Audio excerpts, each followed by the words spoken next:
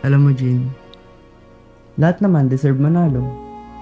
Yun nga lang, syempre, kailangan din natin mag-fail para matuto tayo sa mga pagsubok na tinatamasa natin sa buhay. Nako, soon, mananalo din ako dyan. Kaya huwag ka nang sad. Matutuwa ang mama mo kasi nag-effort ka para dito. Ay, pero ito na lang. Tanggapin mo yung sorry ko. Kasi ako yung dahilan kung bakit wala ka sa focus. Nasira yung diskarte mo. Kaya, sorry. Hoy,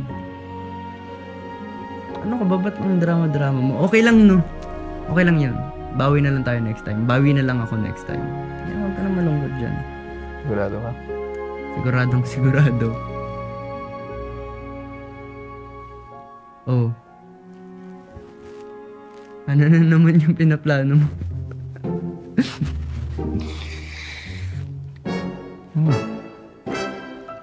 Ano?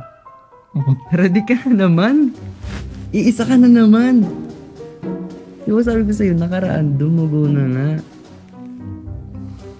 Pero, isa pa. Lib, mabilis lang ah.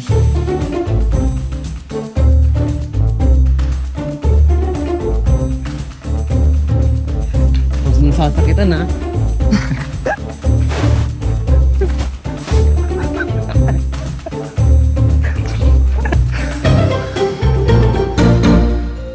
Uy, di pa ba kayo babangon?